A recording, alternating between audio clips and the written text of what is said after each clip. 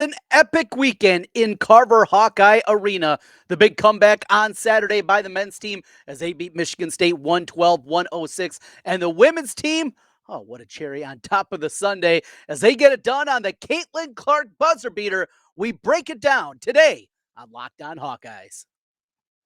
Are Locked On Hawkeyes, your daily podcast on the Iowa Hawkeyes. Part of the Locked On Podcast Network, your team every day.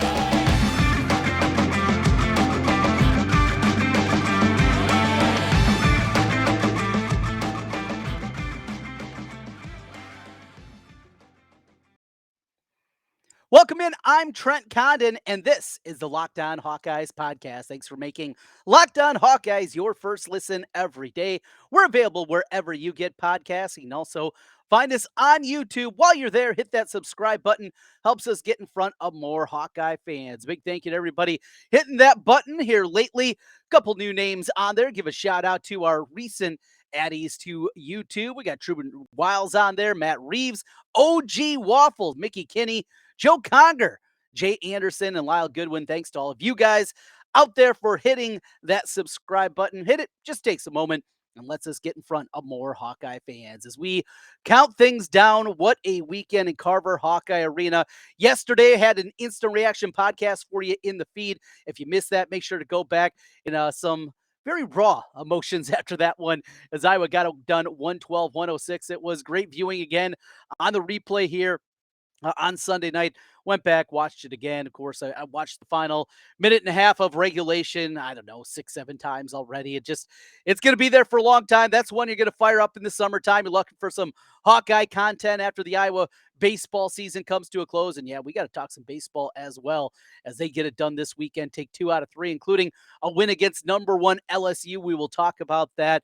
But we will talk more about, of course, everything happening in Hawkeyeville. Let's start today with the women. A 3-pointer at the horn by Caitlin Clark. And as we watch Caitlin now go through her junior season, a young lady that I first saw on the hardwood as a freshman, as I call high school games here in central Iowa, on the radio. And as I hear about this youngster, just she's different. And then you go out there and you watch her, and she is. She was absolutely different. And learning the game, understanding how to play with teammates, playing with players that obviously were not at the same talent level as her. It was a maturation process always for Caitlin Clark, but the skill set was incredible. And even as the powers were coming around, most people believe that Notre Dame is where she was going to end up. That's where kind of all signs seem to be pointing. And Notre Dame, a national brand, national championship on the ledger for them. A lot of people thought that that's what it was going to end up. And of course, a Dowling girl made a whole lot of sense. uh, had a little insight into her recruitment. And as she was shutting things down, as she was coming to her decision, and she asked all the coaches to just give me a little room. And Iowa did. Lisa Bluter did that, and Jan Jensen and the rest of the crew gave her the room that she asked for. And then, as it was coming very close to her making her decision, little birdie said to the Iowa coaches, the time is now. Maybe make that call. And she made the commitment, and the rest is history as we know it. Lisa Bluter played it incredibly well. And here she is, becoming not just an All American, but becoming a player that is as recognized as anybody in women's college basketball in an incredibly long time. She is changing the game. She is changing not just the viewing habits of Hawkeye fans, and we're continuing to see that. There's no doubt. I mean, we know the numbers, and we've talked about in the past the television numbers and what she's done, but she is changing the game. We have a generational player in front of us. We've seen great players come through here. We've seen all Big Ten players. We've seen players that have gone through and won spotlight things. That Megan Gustafson, what she was able to do, and there's been a ton of them that have come through. But Caitlin Clark is different, and what she brings and the notoriety that she brings to the University of Iowa and to the women's basketball program, and to have this kind of player and to be able to unlock all the special skills that she has before she hits the 3-pointer at the horn to win the game, and the pandemonium that it was in Carver-Hawkeye Arena, everybody waiting there to the end. The awful foul call right at the end there that puts Indiana at the line for the 2 free throws. The great rule that the women's game has that the men's probably should adopt.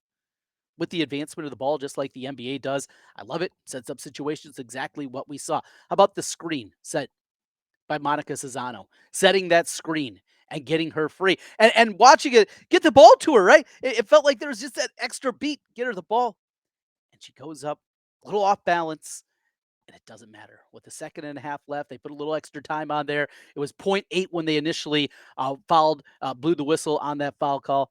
Look, Cesano had a little hook in there. It's just a tough call with the second left in the game. And hey, if you're just new to women's college basketball, if you're a new arrival and Caitlin Clark and this team has got you into the women's game, maybe for the first time in your life, boy, you think men's officiating is bad, and it is. Buckle in. You're going to see even worse officiating in the women's game. Unfortunately, that's been a reality for a very long time. But ultimately, gets it done. Missed 5 straight threes there down the stretch. It just felt like Iowa. They were going to cruise in. They were going to find a way to get it done. That Indiana team, boy, they are talented. They are a really, really good team. Well, they're second in the country. It only lost one game all season long. I mean, it goes without saying just how good that Hoosier team is. And they're going to be an incredibly tough out for anybody come NCAA tournament time. But Iowa got them in the rematch in a game where let it get away late. Indiana just get hit shot after shot after shot. And they had the last response and the last shot and the celebration and seeing Caitlin the way that she responded and seeing the way that she had responded the day before as they were getting ready. I think getting ready for practice, maybe they had the practice jerseys on. And you see on the 3-pointer by Peyton Sanford, he hits it to send the game into overtime. There's Caitlin Clark on the baseline running up and down, just the excitement that she brought to it, watching another team. And you can see that support in the athletic department. And you look around and you see former players, you see athletes from different programs that are supporting the men's team, the women's team, being at football games, being at all kinds of events, going to a baseball game. It's a great thing to see what they do and how it's a family unit inside that athletic department. Yeah, all the teams are separate, but there's still that sense of community that they have. And what a big time moment it was for Caitlin. That is no doubt about it going to be the one that I think pushes it over the edge. And we've talked before about the back and forth about, should it be Boston or South Carolina? That's the National Player of the Year, and a few other names that have been thrown in the mix throughout the course of the year. South Carolina is still undefeated, and people continue to go, well, now you have it. I mean, there's no two ways about it. Caitlin Clark is the National Player of the Year, taking this team. Yes, they finish a game shy of a regular season title, but what she does, the importance of it, and then hitting that kind of shot, that's the Tim Tebow jump pass, right? That's that moment. That's Desmond Howard to the end zone against Ohio State to win a Heisman Trophy. Those are the moments that really can push it over the edge. And she had that moment when things were not going well. It looked like it was going to be a game. I don't want to say taken away from them. Indiana went out there and they took it from Iowa. But one shot with a second and a half left is all it took, and Caitlin Clark gets it done. Iowa now the number 2 seed in the Big Ten tournament coming up this week in Minneapolis. I know there'll be a ton of Hawkeye fans that'll be able to make their way up to that one. That should be really, really cool to see as well. The Hawkeye fans that'll travel and just how well this women's program certainly is supported throughout the years. That's something that you definitely got to realize just how lucky we are. Banged out house today. So as the number 2 seed, Iowa will await the winner of Wisconsin Purdue. Purdue, you'd think is going to win that game pretty much a lot better than that Wisconsin team. Wisconsin's bad for all intents and purposes in women's basketball. So that will be on at 5:30 on Friday night, March 3rd, 5:30 tip off for the game, likely against Purdue. Then if they win that one, likely waiting for them in the semifinals, it'll be Maryland, who took it to them out at College Park here just last week. We talked about that game and reacted to it, but boy, what an opportunity they're going to have. Excuse me. So that is what is in front of them. Maybe a rematch against Indiana in the championship game. That'll be on Sunday at 4 o'clock on ESPN. All the other games, though, will be on BTN. That's where we'll be able to catch all the women's basketball game. And it just continues. Iowa in a fight to maintain a number 2 seed. Want to stay away from South Carolina, obviously, in the bracket. We've talked about that as well in the past. You run out of superlatives with Caitlin Clark. And what a special talent that we're watching here. And to hit that shot, it just said, thought it was money. She was sitting there talking to Holly Rowe after the game. What a great moment it was, and had to start certainly with that. But that wasn't all this weekend. We're going to talk a little bit more about that men's game. And just speaking of luck, we're lucky to watch Caitlin Clark. We're lucky to watch this Iowa basketball team too on the men's side and what they're doing at Carver-Hawkeye Arena. It's been bad on the road. No two ways about it. Not just on the road in true road environments. Hasn't been very good in neutral court environments either.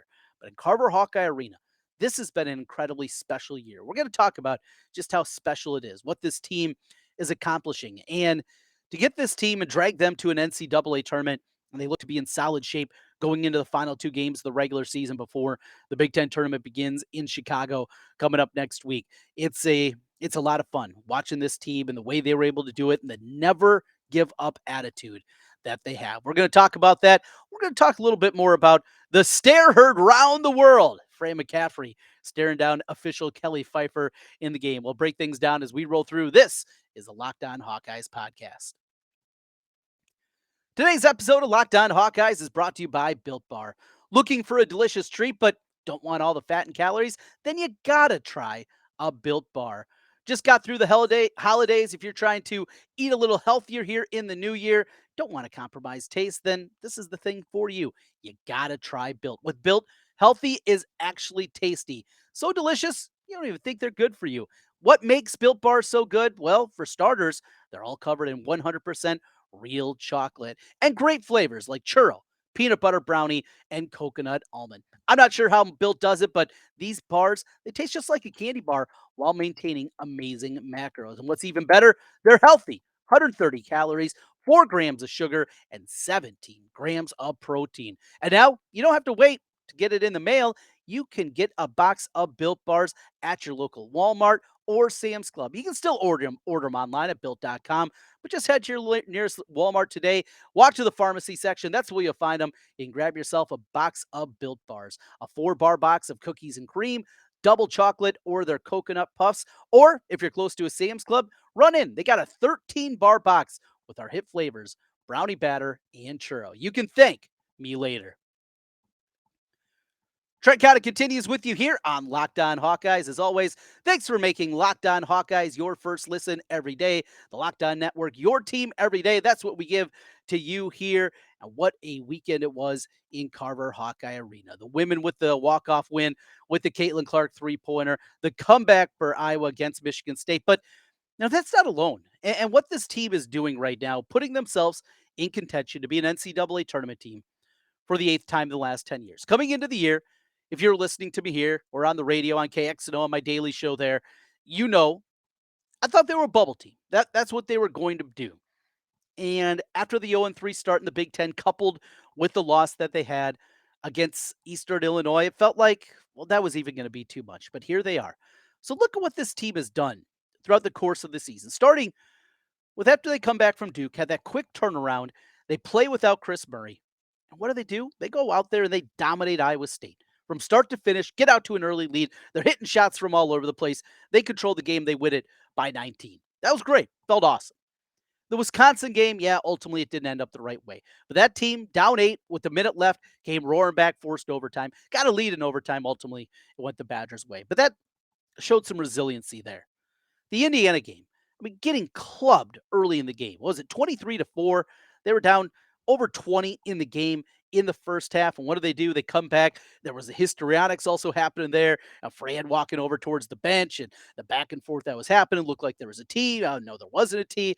Just a wild. Think of the wild moments that we've been able to enjoy with this Iowa basketball team this year in Carver-Hawkeye Arena against Michigan. Another one down late in the game. Peyton Sanford, couple of three-pointers, including what turned out to be a 4-point play that ultimately forced overtime in that one, and they get it done in OT against Michigan. The Maryland game, really dominating from start to finish. Maryland cuts it to 2. They come right back. Tony Perkins, he was great in that one. He had 22 points. They beat Rutgers easily, cruise into a victory with some great shooting once again. That was the one where Patrick had 3 3-pointers. The bench was really good. Dix had 8 points. Eulis, he went off for 16. They run away from Northwestern late at a game where Northwestern was playing really well. Maybe ran out of some legs. That was a big one for Sanford. He had 5 3-pointers, including 20 points. And then here lately, over the last couple of weeks, the game against Illinois, Tony Perkins with 32 points, just getting to the paint, getting to the rim at will, how good that game was. What a great environment it was. We had all the pomp and circumstance surrounding it going into the game with the Orange Crush and what was happening there. It was beautiful. We got a Saturday afternoon game, and it actually turned out good against the Illini. What they did against Ohio State, and that it was just the perfect Connor McCaffrey game.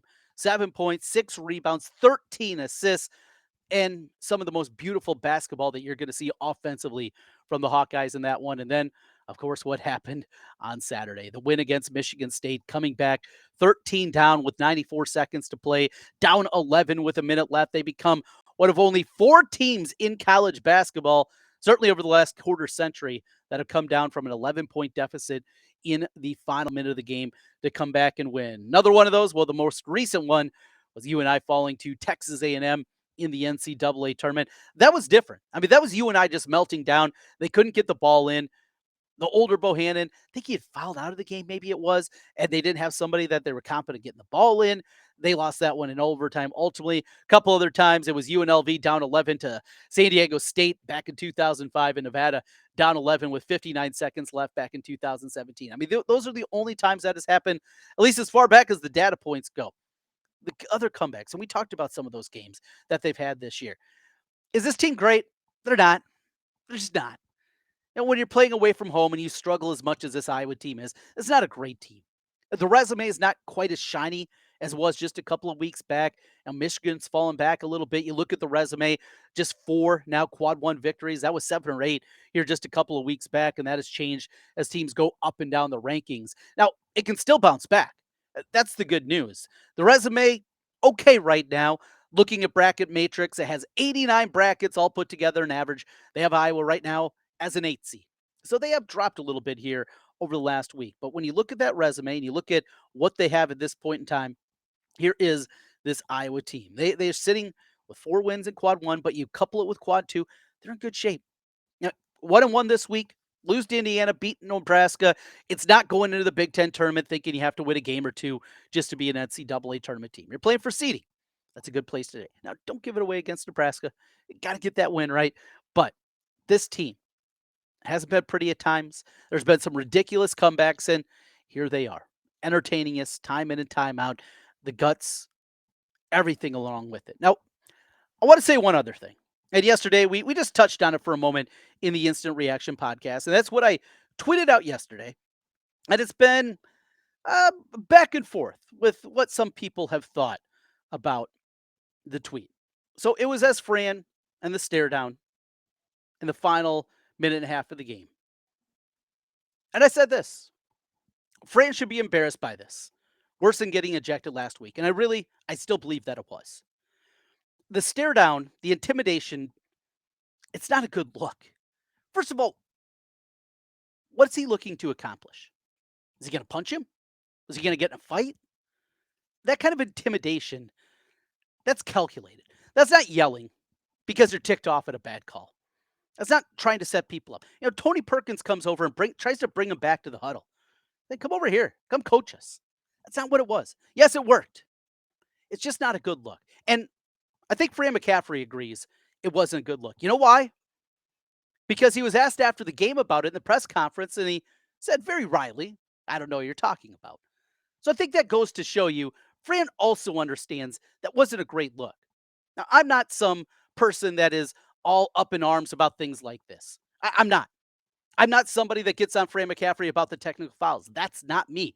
I like the passion. I like the way that he goes out there, and he always has the backs of his guys. That's always been me. If you've heard me throughout the years, you certainly know I am a huge Fran McCaffrey fan. Are the things that frustrate me? Absolutely. I think that's the case, though, with any coach that is out there. In that moment, it was a bad look. And the people that want to make this, well, this coach does this and this coach does that, I don't give a crap about those things. They don't matter. Stop bringing Matt Campbell up. I don't care about Matt Campbell in this circumstance. I don't care about Lisa Bluter with a couple of F-bombs late in the game because she absolutely has that. And Fran does that too. And do you ever hear me one time talk about Fran and dropping an F-bomb on an official and getting after there? I don't. You know why? Because I don't care about that. It was this instance and this tactic that he used. Did it work? You can argue that. I'm fine with that. But in this instance, I thought it was a bad look. Trying to be intimidating for the sake of being intimidating is not a good look. I still love Fran. I respect the hell out of the guy. And I want this guy to continue to be Iowa's basketball coach for the foreseeable future. Even if it ends again in the first or second round of the NCAA tournament, even if he doesn't get this team back to the Sweet 16 of the next year or two or three, I still believe enough in this guy. He's got enough cracks at it. He's got that program back at a level where ultimately it should be. Yeah, we always want more. I get that. And there's plenty of people out there that want more from Fran McCaffrey's teams and think that you've hit a plateau and there's no getting past it. And I get that.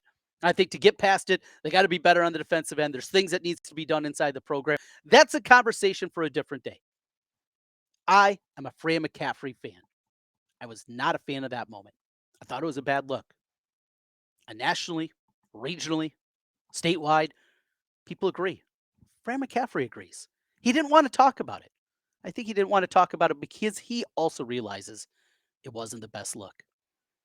Well, it wasn't just basketball this weekend. There was a whole lot more going on. The Iowa baseball team made their way down to Round Rock, Texas, and they had a couple of big matchups. Started with Sam Houston State, didn't go very well. Saturday, it was number one LSU, the top team in all the land. In fact, right now, still the betting favorite to win the College World Series. What does Iowa do? They not just beat them, they took it to the top team in the land. We'll talk a little Iowa baseball here to wrap things up. Also, preview the week ahead here on Locked On Hawkeyes as we roll through. Stay right there. We're back with more in a moment.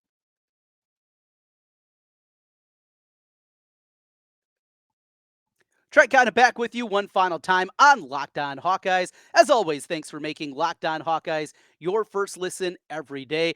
For your second listen, make sure you check out our brand new podcast, Locked On College Basketball. It's everything you need to know as you get ready for March in college hoops all in one spot. You can hear from the big names, the insiders, coaches, and players with Locked On College Basketball, available on YouTube and wherever you get podcasts. Make sure you hit that subscribe button for us here on Locked On Hawkeyes. It lets you know when we're available each and every day. Coming up tomorrow on the show, Jason's going to stop by, my buddy. We're going to talk with Biz. Haven't had him on in a couple of weeks as well, he's been busy with his real job, but we'll get him back in here and talk about what an incredible weekend it was. So on Saturday, the Iowa baseball team, after losing 6-0 to Sam Houston State on Friday night, you're left thinking, all right, can you get a split? And you think if you're going to get a split over the weekend games, Saturday and Sunday, well, it's going to be today against Kansas State. Instead, what does Iowa do? They jump out to a 3-0 lead. Brody Brecht in the bottom of the first inning loads up the bases. An infield hit, a couple of walks in there, and he strikes out the side. I mean, he's hitting 100 on the gun. He is dominating. The control's still a little iffy. Was he a little pumped up at times? He was. I don't think there's any doubt about that, but he was able to wiggle out of the jam, striking out the side in the first inning, finishes the game up, doesn't get the win. In relief, though, the bullpen was great this weekend, and not just winning the game, but winning it in that fashion, jumping out early. LSU starting to come back a little bit, and the Iowa team just kept hitting. I talked to a couple of people coming into the season about this Iowa baseball team and people that followed a little bit more. And I asked very simply, does this have a chance to be their best team since the last one that made the NCAA tournament? And there was no doubt about it. There was really that thought about it. The depth that they have in the pitching staff, the weekend staff, obviously, that they have now, they look to be in really good shape. I mean, they had a Friday ace a year ago, but the depth behind it at times left some question marks. I mean, they have guys right now that they were counting on coming into the year at minimum out of the bullpen that still haven't even taken the mound yet. And that's just a credit to what not just the starters have done, but also what we've seen the first guy that has come in out of relief. This Iowa baseball team, they can swing it. They, of course, got a transfer that's come in and really helped out, a guy from Wofford. That's one of their top hitters, and he's got some big-time pop. Then against Kansas State, back and forth affair. They win it in the ninth inning with a home run there and hold on to win. 6-5 was the final against Kansas State. In a really good position here. Now, the number's a little bit goofy. If you're looking at RPIs already early in the season, don't get too far. LSU is going to be there in the end. That win is going to resonate. You think back to a year ago, they had an opportunity against Texas Tech. Didn't really play Heller ball in that one. It was Heller ball early on against Kansas State. The third run of the first inning came on a double steal, including on the backside of a delayed steal from third base, stealing home. It was a thing of beauty. They're going to be fun this year. Maryland going to be very good this season. The Big Ten schedule sets up in a way where they got the Terrapins. That's it, though, kind of the heavy heads in the conference this year. Iowa's going to be in really good shape to make not just the Big Ten tournament. They put themselves already in position now to be an NCAA tournament team. Still a ton of baseball to go, but if this continues. And you also wonder about Brody Brecht. And we've been saying for months here, coming into the baseball season, I've been of the belief that we've seen Brody Brecht play football for the final time in a Hawkeye uniform. I've maintained that for quite a while. I mean, when you have a young man that's throwing 100 miles an hour and doing the things that he's doing as a football player, he's all right. As a baseball player, that's where his future is going to be. If he's going to be a professional athlete, it's certainly going to be as a baseball player. 8 walks, didn't matter. He was making strikeouts. He was coming up big, time in and time out. Brody Brecht, tip of the ball cap to you and this Iowa baseball team in good shape going into the rest of the season. Just a couple weeks in, they're 5-1, but that win against LSU, that's going to stick there for a long time. What a weekend for Hawkeye athletics it was. Now we get ready for 2 games left in the regular season. The women with the Big Ten tournament got Big Tens in wrestling coming up this weekend as they'll make their way to Ann Arbor for the weekend. That's going to be big for everybody trying to qualify for nationals and maybe put Iowa and themselves in position to pull a shocker and upend Penn State in the nationals. A ton going on. We got you covered here on Locked On Hawkeye. Spring football also is right around the corner. We're going to talk a little bit more later in the week with LaShawn about that. Back with you, though, on the tomorrow edition. Tuesday will be with us. It'll be me and Biz. Wednesday, then, right away in your feed, we'll have an instant reaction from the Iowa-Indiana game. That's a 6 o'clock game Tuesday on ESPN. Later in the week, we'll get back into some more football with LaShawn. We got you covered. Your team every day here with Locked On Hawkeyes. Again, as always, thanks for hitting that subscribe button on YouTube and for making Locked On Hawkeyes your first listen today. For your second listen, check out our brand new podcast. It's Locked On College Basketball with Isaac Shade and Andy Patton. They're bringing you everything you need to know on and off the floor. And you can hear from all the big names out there, the coaches, the players, all throughout college basketball with Locked On College Basketball. Available on YouTube and wherever you get podcasts. Enjoy it, Hawkeye fans. It was a fun one. Hopefully we got more fun in front of us with these basketball teams, wrestling, baseball, even a little softball. As a softball team made a run against number 1 UCLA, fell by a run in their game earlier in the week. It's a good time. Well, it's always a great time to be a Hawkeye. Just a little bit better. We'll talk to you again tomorrow. Go Hawks.